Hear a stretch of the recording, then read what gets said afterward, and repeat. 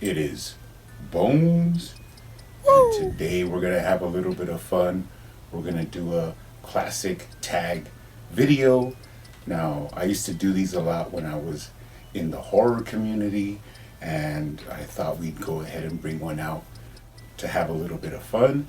And that is a tag video means that you do a video on a topic and then you hand it off to a fellow creator and then let him do his video on the same topic, and then he picks someone and moves it on. Just, a little bit of spreading the word on different channels and building up the community a little bit more. And today's video is going to be what was the first McFarlane DC Multiverse figure that you ever bought, and your thoughts on the line so far and where we are going in the future. Now, I'm pretty lucky because I used to have a video of where I actually went into Walmart and found my first McFarlane DC figures, but now I only have some screenshots from that video. That video is gone, but I do have some pics of the first figures I ever found in the wild. It was at Walmart. Now, it was from the first wave, so honestly, at this point in my collecting, I was actually picking up older DC Classics figures that I never came around to picking up. I wasn't too excited with the Mattel waves that were coming out at the end. I mean, they were okay, but I wasn't really a big fan of the way they tried to emulate like the Marvel Legends style. And I remember just noticing that that was more of a direction that they were like edging their way towards, when out of the blue I just heard that they lost the license, which meant that the final wave that they had announced was gonna be canceled, and I wasn't sure like where it was going and all that. And then surprisingly, out of the blue, they announced that McFarlane would be picking up the DC license for retail figures. And for me, it was actually like a surprise. I didn't even know McFarlane would be interested in getting the DC license, and I had no idea the Pandora's box that it would open up, and I would be in a room filled with hundreds and hundreds of McFarlane DC Multiverse figures. Now, after I heard that McFarlane got the license, and then we saw the first reveals, I was just waiting to actually come across them in the stores. Now, I did go into a Walmart, and first, figures I saw that were from McFarlane was Batman 1000, Superman 1000, and Harley Quinn. Now, I think there might have been some animated figures as well, but I wanted to go with the standard comic versions before I actually picked up the animated ones. Now, I remember at the time, the SKUs for McFarlane was really small. I think it was only 2 rows. So basically that means the portion of the toy aisle that is dedicated to your line, and his was just 2 side by side little rows. And when you go now into Walmart, you see that it's made up of the DC Multiverse. I think it has 4 or 3, and then you have the superpowers, and all the other McFarlane DC stuff is put in there. So he's actually opened up his territory in the toy aisle, which is pretty interesting. Now, do I actually still have these figures? Of course I do. I still have my Batman 1000 that I picked up that day.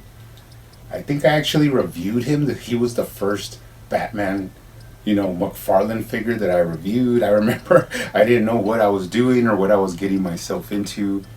But, I mean, for a first figure, it was pretty interesting.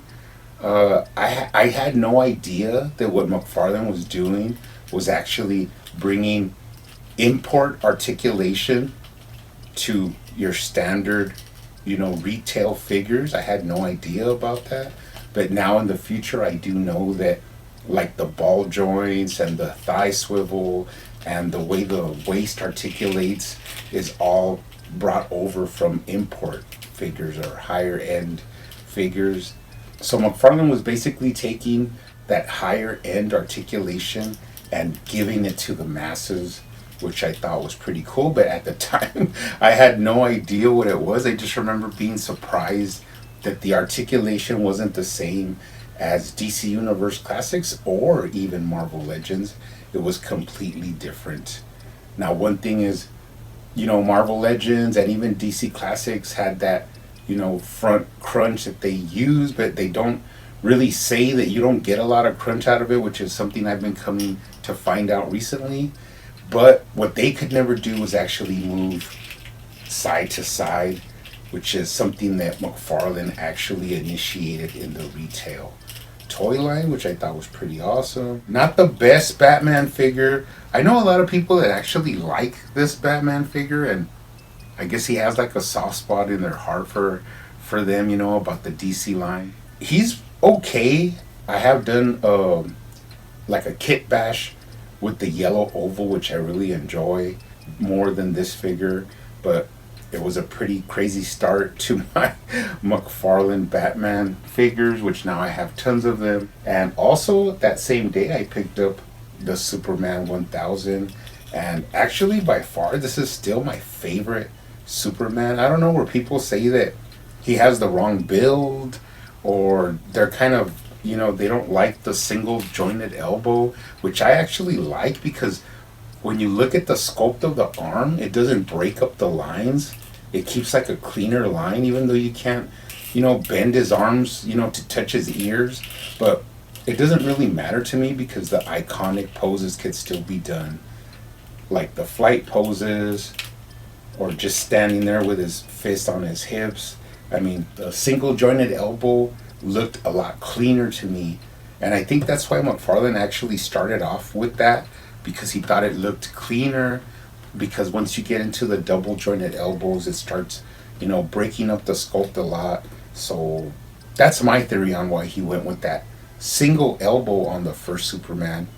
Still, one of the best Supermans McFarlane's done. I'm not the only one that thinks that, but I was happy to pick him up that day and, start my DC Multiverse collection. I've been collecting DC figures a long time, and this was just something new to me. And people say, like, oh, when McFarlane loses the license, what are you going to do? What do you mean, what am I going to do? Whoever picks up the license after him, whoever it may be, I'm going to collect that line exactly the way I collected the McFarlane line and the DC Classics line. And I'm going to tout it still as our DC line that's at retail. I'm not going to lose a step or even lose a wink of sleep thinking, oh, now this company has it, I don't care, I'm going to roll with it, and it'll just be the next phase in my collecting. But I wouldn't hold your breath, thinking when McFarlane's going to lose the license, because with everything he's doing with DC Direct, with actually getting more into the comics part of it, with page punchers, I don't see McFarlane really going anywhere for the foreseeable future. But if it happens, it happens, and I'm going to adapt and overcome the way I always do, and my collection, hopefully will continue to grow with whoever comes up after McFarlane. But pretty interesting. Still my favorite Superman, and he looks awesome. Back then, the scale, we didn't really know how it was going to be, so there wasn't no surprises that these guys were about the same height. The Batman, now that they've released the Nightfall Batman, of course, Hush Batman being my favorite, this Batman is pretty much obsolete, but interestingly enough, he still has all the cool articulation points that McFarlane actually brought to the table for the retail figure line. So that's pretty cool. And then, of course, I still have my original Harley Quinn that I bought that same day. I was really happy to get her, because I thought, McFarlane's going to be making all the main characters that we want. Little did I know I would end up seeing the death metal figures out of nowhere and actually falling in love with some of them, like my favorite McFarlane figure still to this day, Grim Knight. But I had no idea of what was in store for the future. I was just happy to be interested in the line and to be collecting a line, and was just open to all the possibilities that could happen. So that was pretty cool. Now, we are way past overdue for another Harley Quinn. I know we did get the movie versions, but that doesn't really count. We need an Arkham or a comic, redo of Harley. She sells just as much as Batman does, no matter what anybody says. That is a fact. And you know me, I know that Batman sells the best out of all the characters, but I also am not dumb, and I know that Harley is right up there. You could sell chopsticks with Harley Quinn on them, and people would buy them. So we really need a new Harley. I'm surprised that this is the only one we have received from McFarlane, but I still like her. I actually wish I would have picked up, back then a couple more, but I only have her this one, and then I have the one in my unopened collection. I eventually ended up buying about 5 Supermans and I think 4 of these Batmans. And that would actually put me on to the road that I'm on now, is where if I really love a figure, I'll eventually end up buying multiples and, spreading the word that this is a cool line. Of course, it's not perfect. It's had its ups and downs.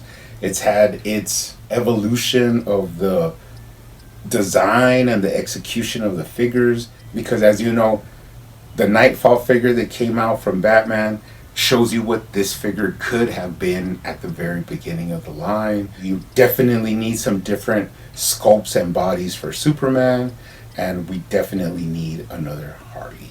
So, like I said, the line's been give and take. It's been good on some points, bad on some points, but we could always look to the future of things to come and be happy that we have a cool line to collect. But now, my homie that I'm going to tag to do this video is going to be New York Backyard Legends. Everybody should know him. He's the captain of the Cringy Cringe, but he makes some... I know it's been hard for him to collect this line. He's had mixed emotions, but I'm really happy that he has stuck it out since the beginning. He's been pretty much with me, and I'm glad to support him. And go check him out. Hopefully he'll upload a video, any day now. But yeah, that's who I'm going to tag, is New York Backyard Legend. What was his first McFarlane DC Multiverse that he actually picked up, and how he feels about the line recently and where we're going. But you guys, keep hunting out there, keep collecting, keep customizing, and I will see you on the next one.